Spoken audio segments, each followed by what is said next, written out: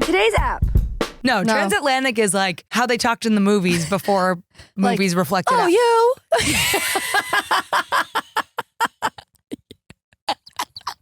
If we were in a transatlantic movie, I'd be the guy, you'd be the girl. Yes. I'd be like, shut the door. Wait, go. Hey guys, this is Litty and Shitty in the Big Bad City, a podcast by New Yorkers for everyone. I'm Chloe. I'm Em, and that's all you need to know. Let's get started. Hey guys. Hi, good morning. Good morning from Jersey City. Or Hoboken. We're in Hoboken. Oh my Good morning God, from we're Hoboken. technically out of the big bad city.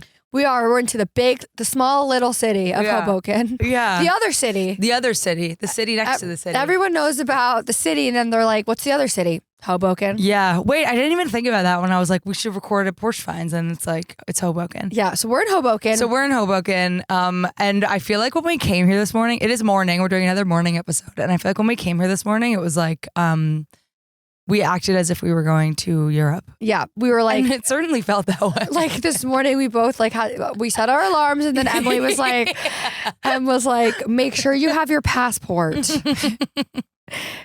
It was like last night. I mean, last night I had like a late night anyway, but like I did kind of go to bed and like think about today in my head last night as like, okay, I gotta get ready for tomorrow. I'm going to Hoboken. I laid my clothes out the night before. I was like, yeah. I'm not even that like prepared when I go to New Jersey, like into New Jersey to see my parents or like anything. I could go on a flight and feel less stressed because I know how to get there. I know how the airport TSA works, but I don't know how the path's going to be. And that's for sure. And can we just say, so Chloe and I like picked you up, but not really. Yeah, she I was did. late. It's okay. And we went to the PATH train and we go down to the PATH at 14th We took the Street. 1, 2, 3. I took the 1, 2, 3. I met her on the 1, 2, 3. Met her outside of the 1, 2, 3. We went to the PATH. And we went down to the PATH. First of all, this is so small, but it's such a huge thing as to why like it's so hard to me to come to Hoboken. I can't use fucking Apple Pay. Yeah. I can't use Omni. We had to stand there and buy a Metro card. Yeah, it's sort of like how they have in Europe. So I would understand how it's so as complicated. No, in Europe you could tap to pay now. Can you? In London you can. So it's interesting because in London you have That's not Europe. I know that's not Europe. It's okay. It's the UK. Well, the Brexit. Yeah. Anyway, you know what's really complicated is like you have to, back in the day when you go through the tube, the subway there, you put your ticket in, you take it out, don't lose it, and don't put it in your wallet because you're going to have to put it in the system to get back out. Like they have to have proof of you entering to leave. Yeah. That's sort of how it feels in Hoboken. Which it did have that energy. You thought we had to put our Metro card back in before we exited. It's just like in London. And you were like, well, it's not. We're in Jersey. Yeah. But in a way it is London. However, I think they do that, and that's why you see a lot less homeless people on the tube. Right, because you have proof of entry. Well, and it's also proof of entry. It's not just Are you seeing my puss? Can you see my puss? Yeah. My poos? Well, I just see your undies. Okay, I'll just cross my leg. I'm in a dress today in 40-degree weather. Asha would be so disappointed in me. She would. My legs are exposed. Did you check the weather this morning? Yeah. I just didn't think about it. I was so rush sweat that actually it felt amazing when I stepped outside and there was some air hitting some part of my skin. Legs. Yeah, it felt really good. Wait, but they do that in London because of homeless people. Well, no, you have to pay for how far you go. Whereas like the subway is $2.90 no matter what. Like, which is why there's like people just go on and stay on forever, or like, you know, you don't have to pay to leave. But in London, it's like it'll be like $15 if you travel far. Yeah, like if you want. Wow, totally. That's why. It's like if we were gonna go, if your friends were like, come out to Bushwick, we're like too expensive. Yeah, it would be like expensive to go to Bushwick. Yeah, but that's why it's like I'm gonna use that still. I'm gonna be like, too expensive for me to come that far. I can't get out there. I've actually been to Brooklyn. Can you believe this? Twice in the past 8 days. You know what? People hate us for this reason. I know. It's so like, and also we're like, I can't believe I got to Hoboken. Wait, let's tell them why we're in Hoboken. Yeah. Okay. So we are in Hoboken. You tell them. Chloe. Okay. Well, so Porch Finds is a vintage resell sort of. No. Yeah. Well, vintage is resell. All the same words. Yeah. Person and store. So basically this lovely lady named Sage, she dresses Emily for all of her red rooms and her shows. She's a stylist. She's an icon. She is the moment. Yeah. And she has a pop-up. No. So she has a residency. Yeah, I would call it a residency. Feels like an accurate word. She there's this store called Vintage on First in Hoboken. Yep, right next to Dear Maud, which apparently is like all the rage of Hoboken. Yeah, how did you know about that? I'm just with it. My pigeon told me. Your pigeon told you, okay. I know, because we were walking here and you're like, oh my God, Dear Maud. And I was like, what? You even know stuff here? I've never been there. But how'd you know about it? I know they have insane cocktails. You would actually love their cocktails. Should we go right after and this? Their apps are 9 a.m. And their apps are really good. So yeah, Porch Finds. If you've followed me, you know you've probably seen. I'm always posting about her because she styles me for my shows and also my life now, kind of. Yeah. And it's really cool because I was actually I had the Red Room last night. When we're recording this, last night was the Red Room, and one of the comics. I was actually wearing this outfit last night. Let me just come clean. So you are an outfit repeater. I am, and it's like smells like last night. Sorry. Gross. Sorry. Not like sweaty. It just like it doesn't smell like it smells when I put it on. It reminds me of the KGB dungeon. Hey, sorry. Dungeon. The Red Room is anything but You're a dungeon. Right. It's really, really inviting, but it is dark. Because it's nighttime. You've only been there at night. It's a bar. What bars do you go to that are supposed to be light? Dear Maud seems light. No, Dear Maud seems dark. What bar have you been to that's light? I haven't drank in a month. I don't care. What bar have you been to? I wanted to celebrate that. No, in a whole month? Yes. That's not true. Can you hear? Em's like, wait, her leather. Listen. Let me put the mic to the leather. Ew, that's so AMSR-y. Yeah. ASMR? Okay, back to this. Wait, oh my God. So we're at a residency. Porch Finds' residency at Vintage on First. So Porch Finds styles me. I was telling this comic last night at the Red Room. She was like, I love your outfit. I was wearing this, minus the coat. But I want this coat so bad. It's such a good boutique Valentino. Yeah, if you're listening, only Chloe and I are in huge coats that Porch Finds put us in. I am in a brown vintage Valentino fur like pea coat. Yes. And Chloe is in a bright blue sax pot peacoat, like leather with like a fur embellishment. I look fucking awesome. A trench coat. These are trench coats. These are not peacoats. No, by any means. These are not peacoats. No. Anywho, so Porch Finds, I was telling this comic last night because she was like, I love your outfit. I was like, thanks. I'm actually styled. And she was like, that is such a flex. I was like, I know. Like, whenever I tell people that, I sound so legit. I'm like, I have a stylist. But really what it was, our origin story, if I may, is that Porch Finds, her friend Ashley, like followed me on Instagram in like 2018 Better Days days. Like early days. At that point I was co-producing, and by co-producing I was just helping. Yeah, Chloe would work the door. Yeah. The glamorous door. At my shows. And did I work that door like no other? You worked that door, honey. Yes. And so Porch Finds, her Sage's friend Ashley came to one of my shows, and then she told Sage, like, you should style this comedian. And so Sage like DM'd me or like reached out to me like, can I dress you for your shows? And you know me, honey, if someone's offering to put what's cool on me so I don't have to think about it, I was like, yeah, sign me up. And she's been dressing me ever since. I love that.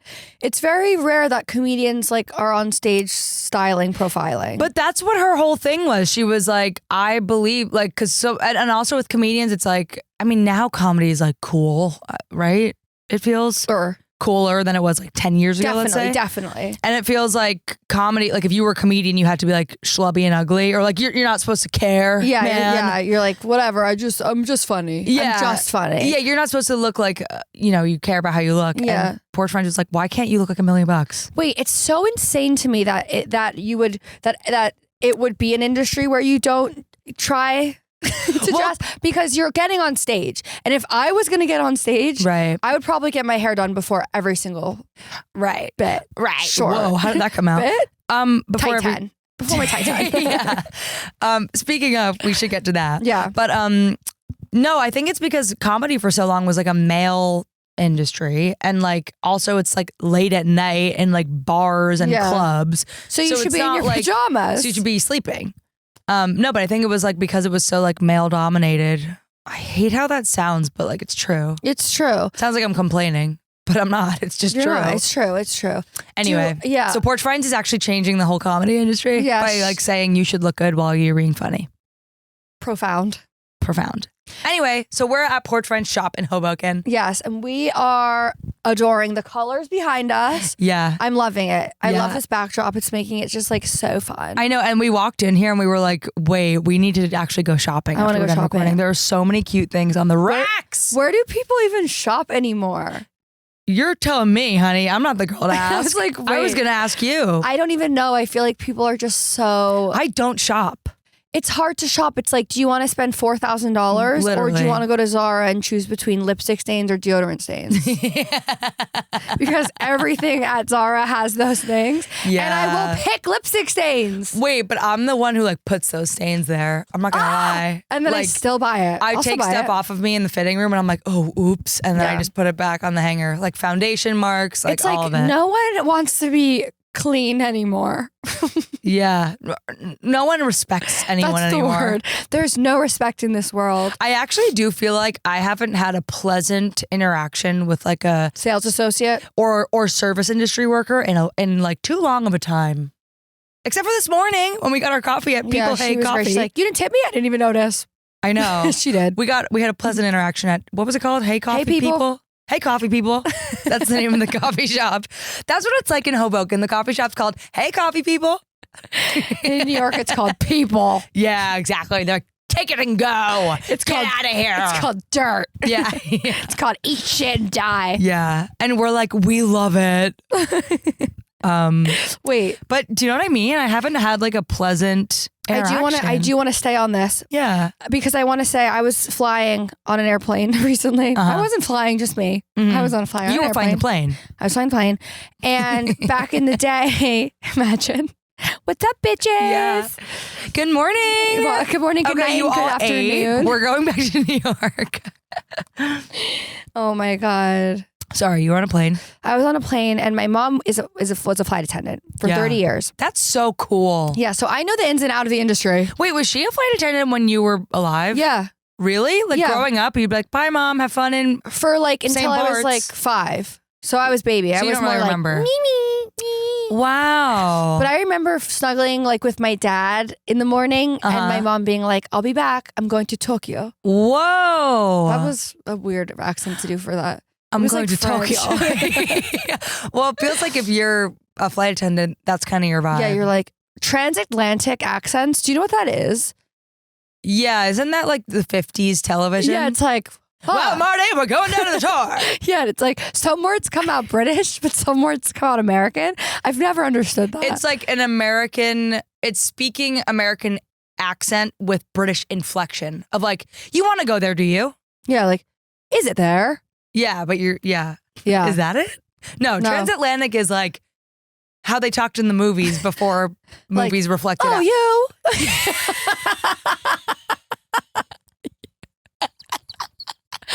Oh, you. Do you know what I was getting at? And it came out wrong. If we were in a transatlantic movie, I'd be the guy, you'd be the girl. Yes. I'd be like, shut the door. Wait, Chloe. This is such a good voice you're doing. I've never heard you do a voice. This is my bit. This is your. You've never heard me do a voice? No. My whole life is voices. No, but not one that's like so sophisticated. I've never heard you like be a lady like that. Like, I actually felt like such a lady. Like, yeah. I'm like, wait, that's really tickling me. That's my bit of the week, guys. Wait, yeah, you guys. Okay, we want to start a new segment on here that's called Chloe's Bit of the Week, where Chloe runs like a comedy bit by me that she's working out. It's so stupid. And this week, I guess it's your transatlantic woman character, which I haven't even rehearsed before this. But wait, do it again. I don't have any other words. Besides. You had you and shut the door. Shut the door. I can't think of it. It will come. The thing about my bits are I can't do them on demand. Well, they'll come. The job sometimes calls for it. Okay, well, I'll work on it. And it's your job now. It's my job now do your bit of the week. Be transatlantic. Yeah. I do think that I don't know why if I'm doing a transatlantic, like, you came out. But like, whenever you think of like, it's like up here, first of all, my shoulder. Ooh, someone's calling Chloe. CVS. Oh. My drugs are ready. You want to answer it? No. You could take it. Take it. No.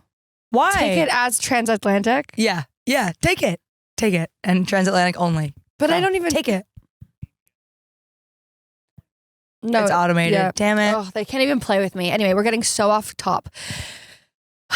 So anyway, I think the transatlantic people are on the plane. When my mom was a flight attendant, she was like, hey, honey, can I get you anything? Like, that's her. And the people on the plane are like, get me a... Oh. Do you know what I mean? No, I think Wait, your mom was that. But she doesn't have a Southern accent. Why did you just do that? Wait.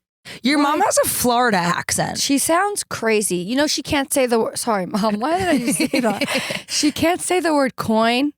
You know this about her. Yeah. She says Cohen. And it pisses me the fuck off. Oh, I get how she's that. Like, look at all the Cohens on the floor. Like, the fuck are you saying, lady? It's just something that she does. My dad says theater. Oh, instead of theater. And that one pisses me off because it actually is theater if you just say it slow enough. Theater?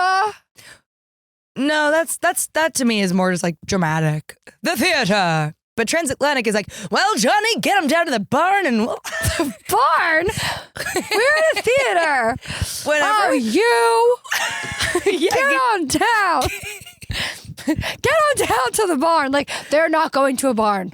But whenever anyone asks you of like, say something and blah, blah, blah, it's like, isn't it amazing what comes out of your head? Mouth? Yeah.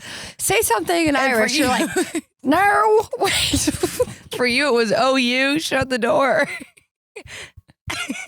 You're like, we're going to the theater. Get to the barn. But yeah. I just want to know if, like, in your head and your story, is it shut the door? Like, I'm about to pounce on you, or is it shut the door on your way out, Buster? Yeah, mine was. It was Buster. It was Buster. It was like, and you left the door open. Shut the door. Wait, now it's like 10 different. No, it's good. It's good. I can do better. And I will. Wait, so your mom was a flight attendant. Anyway, so this is back to what we were saying about the service industry. Yeah, back Jesus. in the day. Whenever we do morning, I think it's like mile a minute. You would have to like get dressed up. You should fly like looking nice. Like you're going in public. Like get your coat. Yeah. Yeah, like get your things. My dad always travels in a suit. Mm-hmm. And my mom always put on something nice, and she would always put me in like tights and flats. Oh, I respect that. John's parents do that too. They travel in style, and it's like you never know. Now I travel in our generation style. Like I don't travel in like athleisure. My nicest. No. Okay. I still wouldn't do athleisure. Okay. I travel like I would travel in this. Mm-hmm. This. on a cross Atlantic flight? Overnight? Yeah. You would? Yeah. If you had to go to bed in that, you'd go to bed in that? Yes, I would. You'd be able to? Yes, I would. I don't even sleep. You've never seen me sleep, have you? I've never seen you sleep. Wow. I've seen you try to sleep. Maybe? Yeah. Legend has it, I actually sleep like this, upside down. You hang from the ceiling at night.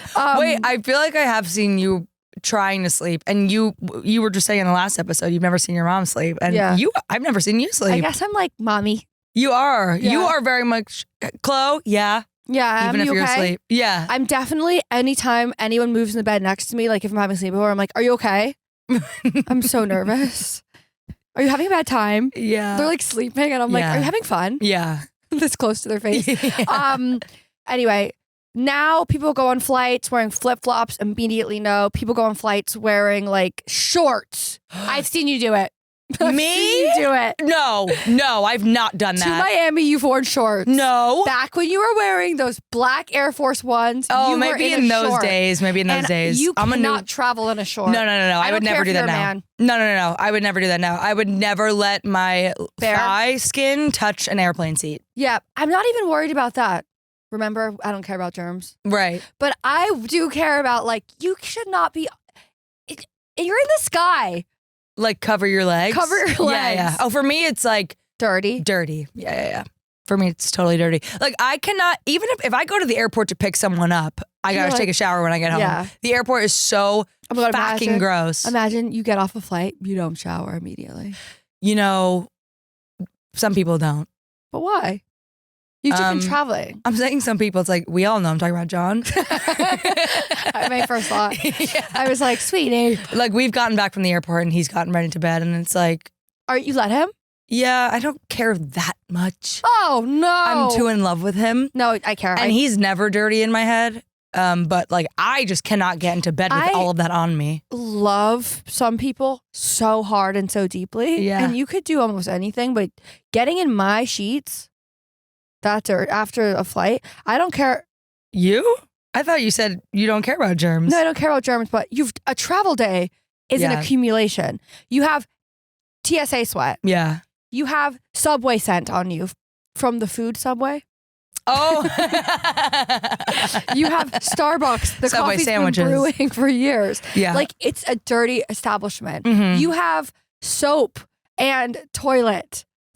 Mm-hmm. Just shower after the airport. Sorry. Always shower after the airport. Okay. I also, oh my God, it just left my head. It was about flying.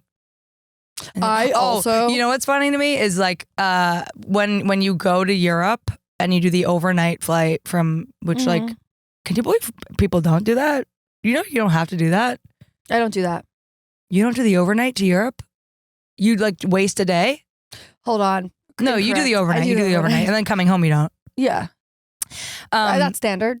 Yeah. It's standard. Like, but they offer flights. Like you could fly to London at 8 a.m. and arrive at like 10 p.m. But like, who would do that? But they do. They offer that. I'm gonna say, and they gotta offer it because people do it. Yeah, I'm not gonna take it, but I understand because a little part of me. There was a moment in my 27 years of living, 28, 28, you're 28 of living, that I would say like, I'm so tired. I don't want anyone bothering me. I'm gonna not use Wi-Fi. I'm gonna turn on my phone. I'm gonna use this only as the one time I can just lay and no one's gonna bother me if I'm in first. And that's makes sense for people who want to do that. Right. But it's like, oh my God, ew. You brought the mic closer. Yuck. Really?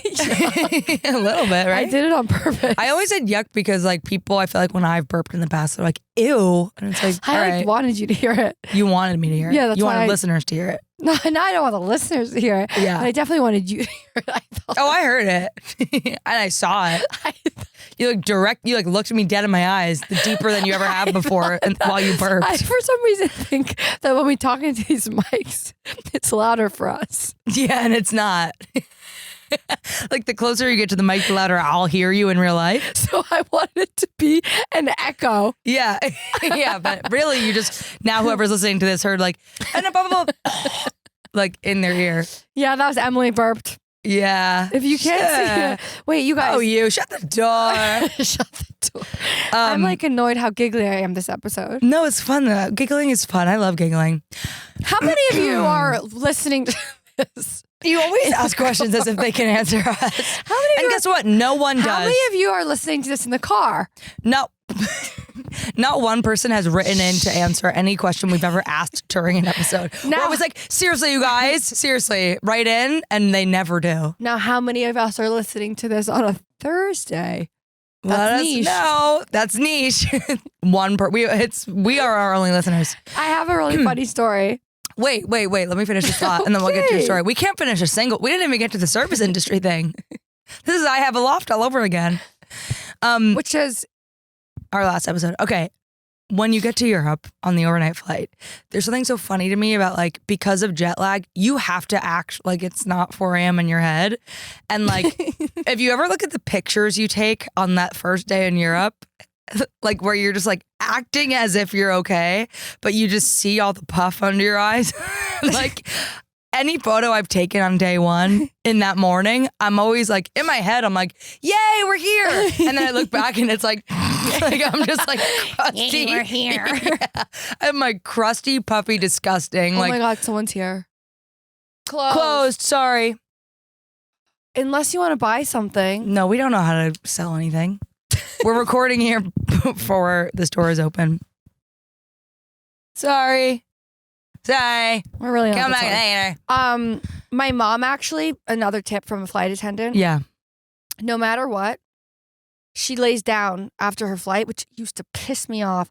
Like we would get into London and she'd put on her pajamas after shower. Okay. She'd put on her pajamas and get in bed and like nap. So then when she's up, she's like ready. But I'm also, as you are, I'm like, yes. But then I look like, yes. Yeah. You look, when you arrive in Europe, you look like you've been out till 7 a.m. Coke. You look like you're like up from the night before. Yeah. But you kind of are. You've like just slept on a plane, which is not real sleeping. I understand your mom doing that, but I'm always like, if I lay down, it will be good night. Over. Yeah, it's over. So I have to power through. Your first day is a wash. A worse, yeah. But the service industry workers. Yeah. So what's going on with you? You feel like they're just over it. Yeah, I mean, like let me prepare. I just feel like for coffee shop interactions or like shopping or especially during the week, it's like, this is actually something I've been looking forward to. Coming to this coffee shop. Hold on, I totally blacked out the first half of your story. I know. I saw it. I saw your eyes glaze over. Of John Mulaney. Why? I don't know. Because I cleared my throat or something. Something maybe. About it reminded me like when you, big dog. I was a drug addict. Oh, you're doing Sarah Sherman's impression of John Mulaney. Yeah, meta. Yeah. That's like how I do when I do an impression of Elizabeth Holmes. I do an impression of Amanda Seyfried playing Elizabeth Holmes. You want to hear it? Please. This is only going to make sense if you've seen The Dropout on Hulu. Nashville was an inspiring step forward. Yes, I like that. I see it. Thanks. I see it. Thanks. Should I do one? Yeah. Okay. This is a transatlantic person. Okay. Well, that's okay. Okay. No. Why? I lost it. You just made me feel bad about it. I don't know. I was gonna like really do it. Wait, also, why are we like sitting in the clothes? We've been like scooching into the clothes or what? I'm gonna scooch out a little bit. Just a little bit. This is like pure chaos. No. Okay. So you are so excited to go to a coffee shop because it is, as we all know, your one treat of the week. If you can take yourself in the middle of your workday to a coffee shop, that is a big fat fucking treat.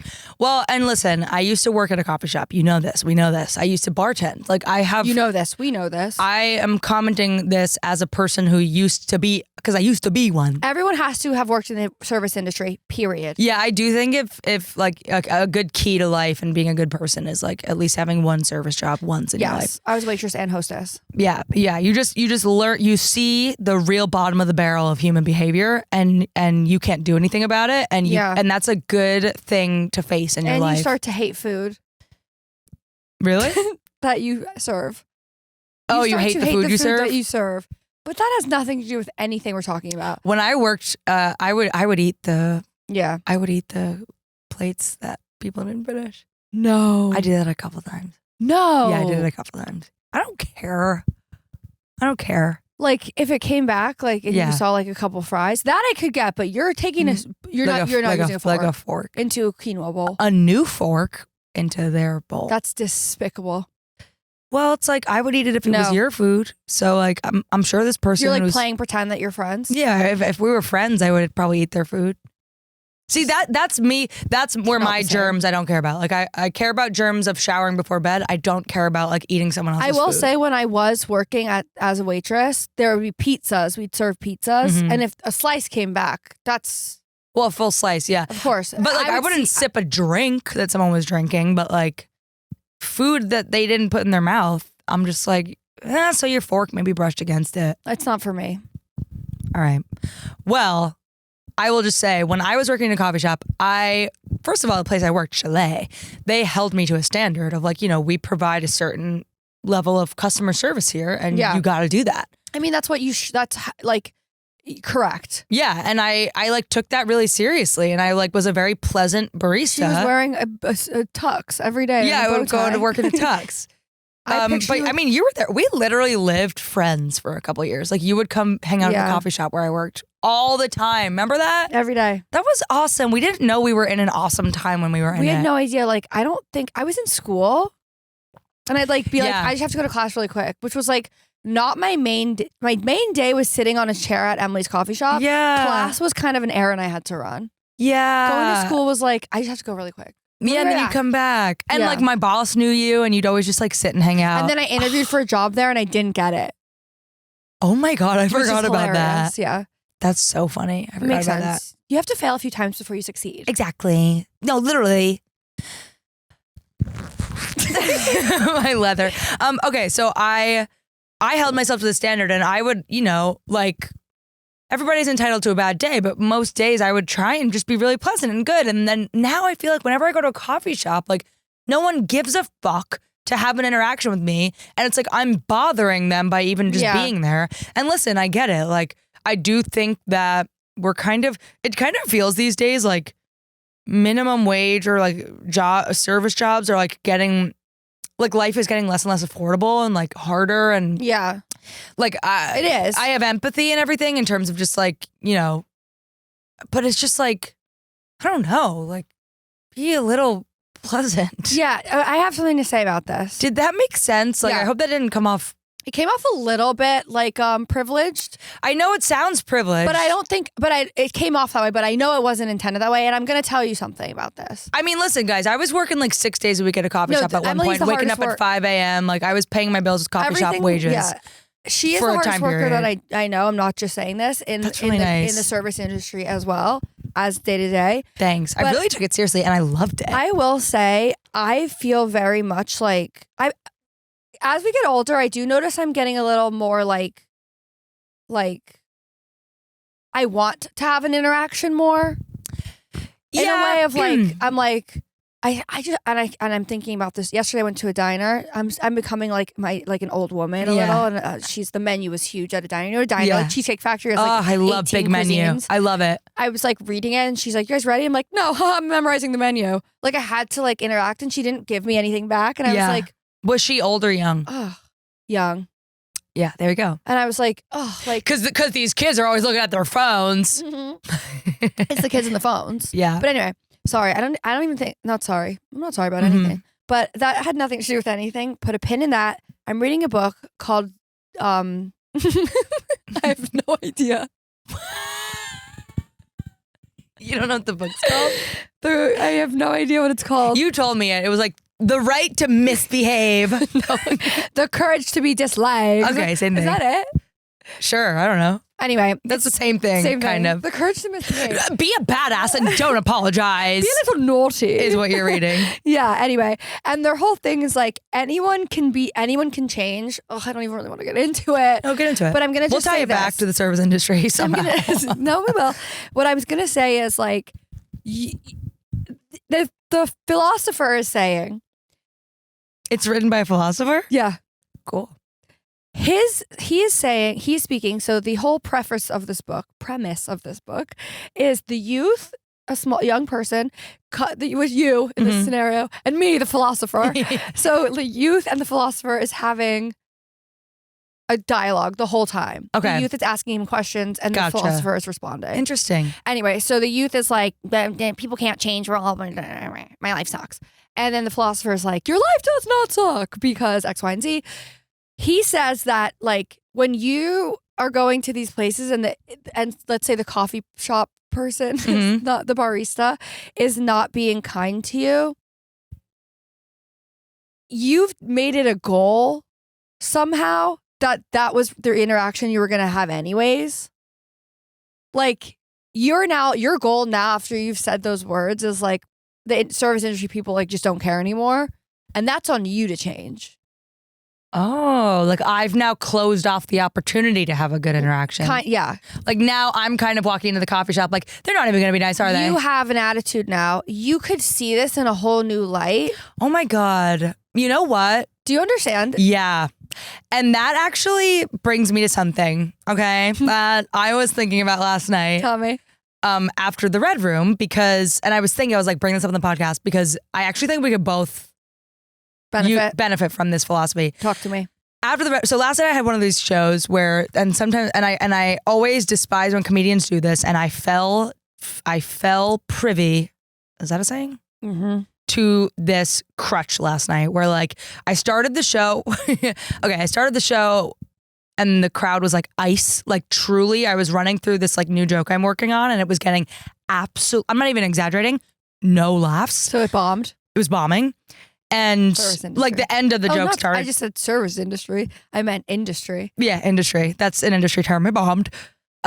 Which means she did very bad. Yeah. And I think, now that I think about it, I was like, I wonder if it was because when I started the show, you know how I like come out to music? Sam's like, ladies and gentlemen, or make some noise, Emily Wilson. Sluts and whores. And then I go up on stage and he plays me up to a song. And last night he was like, what do you want to come up to? And usually I just let him decide. And I was like, play me up to the edge of 17. Like, just like the way I winged up. Yeah, of course. Yeah. That's a tough one to like. Well, okay, so I didn't think about that. I just was like, edge of 17, because in my head. And then he plays it, and then I go up to it, but it's like, obviously it's the, like it's still the beginning where the drop hasn't come. So when I got up there on stage, I decided to go, wait, I wanted you to play me up to the drop. Like I say that in the mic, and then I was like, we'll wait. And I made the whole room wait for the drop, and it's like a minute and a half in. Yeah, I'm actually, as an audience right now, I'm like, no. Pissed off, right? And it was kind of funny, like if the crowd was a good crowd from the, like sometimes you just get lucky and it's a good crowd and they'll play with you. But I kind of like milked it in this weird way, and they weren't enjoying it, and I just stuck it out. And so that's kind of how I started the show. And it was just this show where you kind of had that teacher, I'll wait. Yeah, like I just thought it was like funny that I was making them wait. I mean? Yeah, I do know what you mean. I'm like, oh wait, so bitchy. And then I just was bombing, and then the show picked up and they warmed up, but like I decided anyway. I'm taking forever to say this. I decided to let that bother me for the whole show, and so every time I was on stage in between comics, I would just like, and you're all mad at me, and I'm like bombing, and like. When you're an audience member, I hate it. It's the worst. Member. It's like, shut up. No, I'm actually enjoying what you're saying. And like, I was just, being like extremely self-destructive. It's you so see, you watch the spiral. It's like now we're watching you spiral. Yeah, and it's like, and then I kept saying to the comics before they'd go up, like, sorry, they're awful, and then they'd go up there and do well, and it's like, no, it was just me. I was the problem. You're awful. Yeah, so I was the problem last night, and then it made me realize, like. Afterwards, because Sam too was like, Em, like, don't do that. Go easy on yourself, sister. Yeah, and also just like, whatever. Okay, so then I was thinking to myself afterwards, like, you and I have talked about how like we're so stressed lately, and like I have so much on my plate, blah blah blah. And then I realized, like, so because of that, everything I approach that I have to do these days is I'm approaching with, another thing. Like I'm going into it with like, I have to do this. And it's like, I wonder with the philosopher of like change your attitude, I wonder, and I haven't tried this yet, so I'll let you know if it works. Please. But I wonder if like with all the things I have to do, let me try and go into it with like, I'll get it done. And this is nice and I'll do it. It's just another thing I have to do. Yeah. And I wonder if I change my attitude about it, if I'll be more pleasant. Because even like getting to you this morning on the train, I was pissed. And then that guy shoved me and I was just like pissed. Yeah, like it all gets worse. It's also very much like. Did that take forever did I walk a mile to get next door? Yeah. Sorry. But I'm here the whole mile. Thanks. I guess I just wanted to air out how I feel about the Red Room last night. I do think that it is beneficial to us, but I want to ask you this question. Have you ever seen how the actual human nervous system looks? No, definitely not. Okay. I recently saw a picture of a working, like it was all intact nervous system. It kind of looks like, those like kelp kelp seaweed. Yeah. That is like stringy, but has like little stringies coming out of it. Yes. The nervous system looks like that. Oh yeah, That's what's in your body, right? It's attached. It goes down to your legs. Yeah. It goes through each limb. It goes around. When you get agitated, your nervous system gets like very overdrive. Like all these little stringies are getting very irritated, right? Yeah. Like just picture this with me. Oh my God, I can like feel it now that you're saying that. So you're in a bad mood, you're agitated, and someone pushes you a little. If someone physically moves you or something, all of your limbs just got like, yeah. It makes sense. It makes sense why we're so high strung in these moments, because our nervous system is attached to all of it. Totally. So if we can control and make the goal of like, light, the insides of us are going to relax and our nervous system is not going to be as irritated. It's a lot of my vocal training is kind of that technique where it's like, it's called the Alexander method, and it's like everyone's always like, so what was it with your vocal coach? Like, did you like, it's like me, ma, and it's like, No, a lot of the first 20 minutes of my voice lesson is my vocal coach like bringing awareness to my whole body. Grounding. She'll talks to my body. Like she'll like get on the ground and like squeeze my ankle and then she'll like talk to me while she's doing it. Yeah. Like goes up my leg and then with my shoulders and like so much of like singing and preparing my voice to work is like, and it also works with acting of like just like grounding yourself and having an awareness of your body and all of that. Yeah. And so much of that training also applies to like taking on life. Every day. Of like, if you are so much more aware of like yourself in the vessel of your body, you'll be able to handle, like you wouldn't believe, even if it's like 20% more that you can handle stuff, it's like so effective. No, it is. And you're so right. Like I was already pissed that I was like running late. So everything's going to set you off. Everything's going to set me off. And I go up to the Omni and this fucking guy like shoves me. Well, that's fucking mean. And I shook my head at him. But I showed him. But it is like you can make it a goal. You just like, you have to dismantle it. Yeah. That's as far as I got in the book. However, yeah. Another thing I just want to say, like on this talk. Did you see Inside Out, the Pixar movie? Yeah, of course I did. It's like the most incredible, beautiful thing. Yeah. So you know the next one's coming out. Shut up. Yeah. Inside Out 2. Oh my God. When? I'm not sure when, but it just released their trailer, and guess who the new emotion is? She's a teenager. Who? So they do this whole thing. You guys are going to get the chills. So get this. So all of a sudden, all these people come in. They're like, we're cleaning out. And all the emotions are like, what's going on? And they're like, they shut down for a few days. They open it back up. All of them are at their stations. All the emotions are at their stations. And all of a sudden, they're like, they hear something rattling. They're like, what is that? And he jumps out. She's falling in love? No. Oh. They're like, hi. And he's like, we're moving in. And they're like, who's we? And he's like, I'm anxiety. And then they cuts. Oh. And they're like, my job, anxiety entered. So we don't know who the other one is yet. Depression. There's two. Anxiety, depression. There's already depression. No, there's sadness, not depression. Whoa, true. Depression. I thought I was gonna say Knocked Up. What's the show called? The animated puberty show. Oh my God. Growing up, I'm going through Big Mouth. Big Mouth did a good job of like personifying depression. I thought in like season 2 or something. Yeah. Where it's like this like huge dog or something. It's like a big thing that just like suffocates you. Oh, they did a good job of doing that. But I would think it's going to be anxiety and depression because they actually do go hand in hand. It could be anxiety and yeah. Inside Out, you really would think that wouldn't work, of like a movie where the characters are emotions. Like, isn't that what all movies kind of are anyway? But they did it so well. So good. It's so good. My favorite bit from Inside Out is when they're cleaning out her brain and they're getting rid of like the piano lessons. And they're like, keep chopsticks and heart and soul. You can throw everything else out. It's so funny. Yeah, that is so clever. So good. Disney, man. They just always fucking know what they're doing, man. Man. Disney. I like that. Yeah. Man. Wait, I was going to say, the reason also why I think these days are really hard. Mm-hmm. Wah, wah. Wah, wah.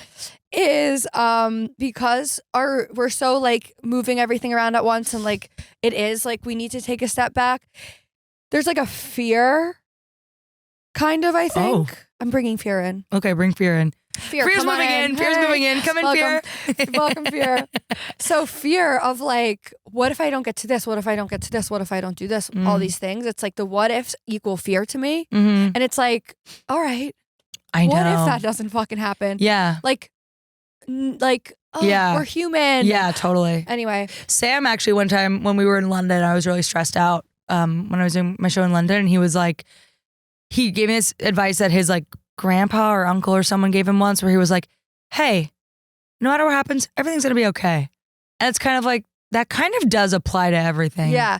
Like it's not going to be okay, but like it's going to be okay. Yeah. It's actually, that's really hard for me I think about that all the time, because I was talking to someone yesterday about how I feel so stressed out and all of these things. And he was like, him being my boyfriend. Whenever Chloe and I say I was talking to someone, just assume it's a man. It's either Emily or boyfriend. Yeah. And he was like, what would you want right now? Like, what would make you feel better? And I was like, truthfully, I want someone to just like hold me, cuddle me, and be like, everything's going to be okay. Oh. And what? That's so like cute. Is it? Kind of. I actually don't want anyone to hold me, but I want someone. I was gonna say you don't really like to be held or touched. Hold me, but I want it to be like, it's gonna be okay, Chloe. Like everything is gonna be okay. Like I want someone to like validate me and tell me that, even if it's not. But here's the thing: like I've always been kind of, I think I am kind of a believer in everything will be okay. We're gonna get dark for a second. Go ahead. When my dad passed, and people tried to tell me anything, it's like no matter what, nothing is going to be okay in this moment. Because the worst thing that could ever happen is happening to me. And a part of me wants to continue to this day. Like when I'm going through stress, people be like, everything's gonna be okay. A part of me wants to be like, it's not, because it never will be, because I don't have my dad. Yeah.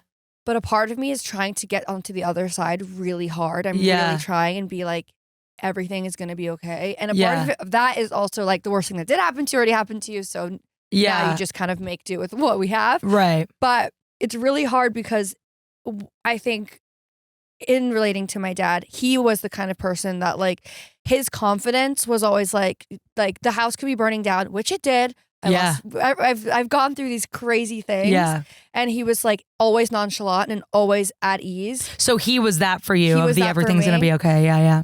And when I was in a tizzy and everything's going like, I'm like, and I over stupid things. Dad, like nothing's going right. Like my clothes don't fit me. Yeah. He's like, everything's gonna be okay. And like that made me feel better. So anyway, now I want someone that I trust and love to tell me that again. Yeah. Because I can't do that for myself. Yeah. Well, it's a hard thing to do. No one should have to do that for themselves. Like it's very hard. When you get really stressed out, it's very hard to be able to zoom out and tell yourself like, wait, hold on. Yeah, everything's going to be okay. Like you need someone else to say that to you. So let me be that person and say, I think everything is going to be okay. Yeah. I'll also try and be that person for you more. Thanks. Because I think everything... It is true that everything is always going to be okay, even if it's like okay doesn't have to mean like good, but like everything, you're going to wake up and sun's going to rise and set, and like everything's still going to be here, and like time will move on, like things will just still keep going, and then you'll figure a way through no matter what. Yeah. And that's such and there's fear. That's where I think fear is here, because it's like, is it going to be okay? Right. But like at the same time, you can question it back. Yeah. Huh? Wait. Wait. No, I thought I was with you, but then I did lose you for a second. Not question. You can speak back to fear. Right. Of like, you don't question fear back. You statement fear back. Yeah. And you say everything's gonna be okay. Yeah. I got you. Yeah. But I don't have you. Someone will hold you. Fuck, this is what makes me feel like, should I go back to therapy? But maybe this is therapy. This is my therapy. But like, I remember when I was in therapy, like learning that like anxiety is not the truth. Correct. It's anxiety. So like whatever you're thinking about, like the what if and all the fear stuff, it's like, yeah, that's your thoughts. It's the story. That's not real life. It's the storytelling. So it's like, yeah. All that's real is like what's literally in front of you. Like, so, you don't have to make shit up in your head. Whatever. It's true. I think something that this is, and then we can like be silly, stupid again. But like, I just have one more thing. Hey, I watched a TikTok. Us in these coats, like, no, and fear is no, and then the philosopher said to the youth. So I was gonna say really quick. Door. Oh, you. I like this whole idea of it's the story you're telling. Yeah. I saw a TikTok. I so badly also wanted to just say I read an article, which would have been a lie. Yeah. I actually can't think of the last time I read an article. Neither can I, but guess what? When I was recently on a plane, I was waiting for the bathroom, so I was looking over the person sitting below me, and he was reading an article, does Margaritaville really exist? Like on his phone? No, in a newspaper. Dude, I was at the gym yesterday and there were people, Upper West Side, so it's all old. And everyone on the, they sit on the sitting bikes. Yeah. And they got the fucking New York Times in front of them. So fucking cool. And I'm like, whoa. Wait, but the whole point of having it all in one is for simplicity and ease. Remember what, the newspaper you mean? No, the phone. They could have brought a smaller thing. No, but I'm sort of like, if I'm bringing my phone, I'm never going to get through the article because I have TikTok, texting, calling, Instagram. I have everything else to look at. Why would I ever read the news? Exactly. If you have a newspaper, it's like, this is all my option is. And Flip. What is Flip? What's Flip? Anyway, what were we talking about before? All right. What's Flip? You were saying... The story I'm telling. So I read an article, watched a TikTok, and they were saying that the person, the philosopher, the TikTok creator is now the philosopher. Yeah. The philosopher was saying, if you share with people like the narrative that you're creating or the story that you're telling, it dismantles that whole thought. And you don't have to have the anxiety anymore. Let me give you an example. I have, let's say, like, you didn't kiss me goodbye before you went on your run. Okay. The story I'm telling myself is, you don't love me as much anymore. Right. So when you come back from your run, I'm going to be like, listen, the story that I just told myself was like, you don't love me as much because you didn't kiss me. And then the other person could have been like, oh my God, that's not true. The reason I didn't kiss you was because I drank coffee and you hate coffee. Right. Whatever. Yeah. I'm getting a cold sore. Like they could have a reason, right? But if by sharing the story that I've created, the narrative that I created, the anxiety, just put it to bed. You know who, go to bed, bitch. Go to bed, bitch. You know who doesn't have that is boomers. Because I feel like that's such a Gen Z. Ew, why am I like I just started fingering the air. That's such a Gen Z and like 90s babies and later thing where it's like I think this is gonna sound so old, but like communication, like email and texting. Like what? What the fuck? What are you doing? Do you know the TikTok sound? No, but you know when someone does something and you're like, is this your mental break? Ski. You're like, she is leaving she us cracked now. You just started flapping your arms going, ee. And if I don't know what that is, I'm like, am I losing you? Well, there was one time where I was walking. Nothing to do. What? Never mind. One time I was walking on the street with John and I was like doing something with my mouth to like get something out of, like I had like a itch or something and I was going like this and it was like still COVID and he was like, he looked at me with like the fear of God of like, because he thought I was like having a this stroke. was my psychotic break. Yeah. Yeah. And I kind of just thought that was me losing you. It should be a cute one. Yeah, it would be cute. We lost her with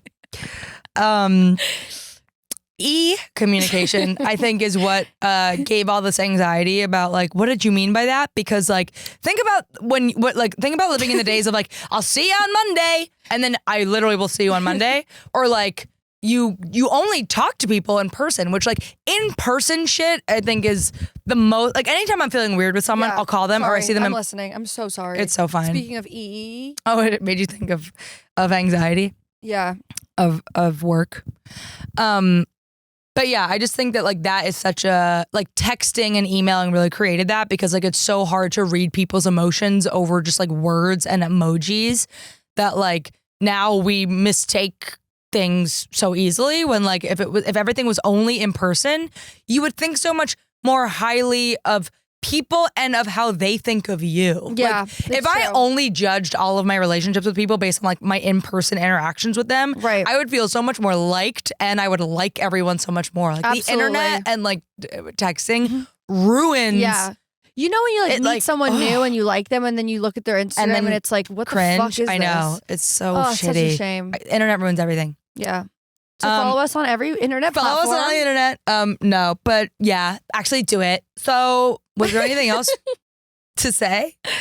If you can believe it, I had another story, but it's for next episode. I have nothing. I was gonna say I forgot to say this last episode, and now that the SAG strike is over, I can say this. Talk about it, sister. By the time this comes out, it will already be out. Please don't destroy the treasure of Foggy Mountain. Coming to Peacock November 17th. Which is already passed if you're listening to this. Go stream this movie. It's John's new movie. Please don't destroy his movie. Please don't destroy the treasure of Foggy Mountain. I'm in it for like 2 seconds. It's really funny. It's truly so amazing. And also that last week when they were doing, this was the last thing I want to say and then we'll get out of here. they were doing all this press, which they couldn't talk about the movie, but then the strike ended midweek, and then they talked about it on Seth Meyers. But they did the Tonight Show and they did Conan's podcast. Oh my God, take a breath. My God. And I was coming with John to those things, and I thought you would appreciate this. So I went to the Tonight Show, and then I went to Conan's podcast when they did both of those things. Tonight Show, Jimmy Fallon. And they have like a green room for the boys, and in both of those settings, they obviously have a lot of great snacks. And like, you would think that when I'm there, I'm like, oh my God, look at where I am and look what's going on. And yeah, I've never been as sickly stage mom nervous as I was then when they did the Tonight Show. Yeah. But you bet your bottom dollar. Oh, I bet. While everyone was talking to me, all I was thinking about was the Momofuku truffles that were next to me. And when everyone left the room, or like when it was over, I did it one by one so no one would notice that everything disappeared. Like throughout the time I was there, I just like slid stuff into my bag one at a time, like every 5 minutes. And then I realized, I was like, wow, I could be at the coolest place on earth and all I'm going to think about is food. Yeah. Is that always going to be who I am? Yeah. Our Roman Empire is food. Yeah, absolutely. And wanting to be skinny. And wanting to be skinny, but loving food. Everywhere I am, if I see that crafty table, you can fucking forget having my attention for more than 30 seconds. I'm getting back there to get more food. Did the boys request to have milk bar truffles? No, it was there. Like they had so many good snacks. Do they get to pick what they have ever?